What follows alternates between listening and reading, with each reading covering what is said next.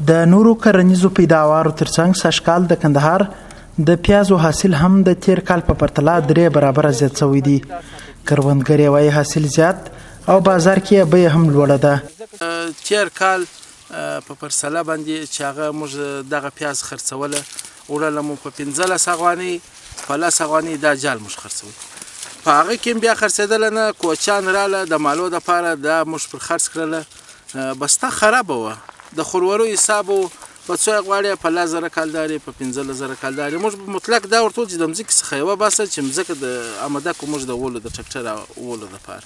او شش کال چې سو دا کوم اوس ما سره پارچې سته ما ټرکټر استولی دی برایې د شپې مې لوډ کړي په 190 کالدارې او په 190 کالدارې. نو د تیر کال پرتلې ته چې وګورې شش کال ډېر شي. د پیازو کروندګر همدا راز وایي که دولت ورسره د اصلاح شوو تخمونو او د حاصلاتو د ساتنې په برخو کې مرسته وکړي نو دا به د حاصلاتو د زیاتوالي ترڅنګ د دوی د اقتصاد د پیاوړتیا سبب سي.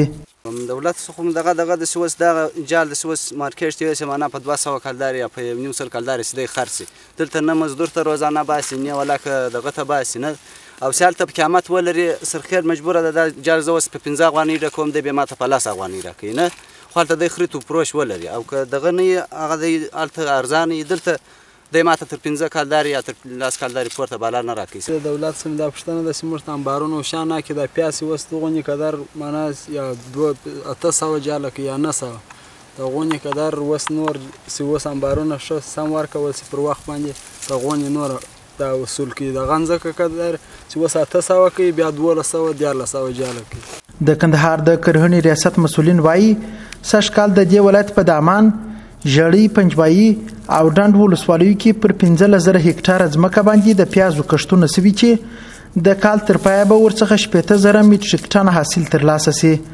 د یاد ریاست سرپرست محمد حمید سعادت وایي چې د پیازو حاصل د پخوا په پرتله زیات دی او دوی د ساتنې لپاره له خپل وزارت سره د سړو خونو د جوړېدو پر پلان کار کوي.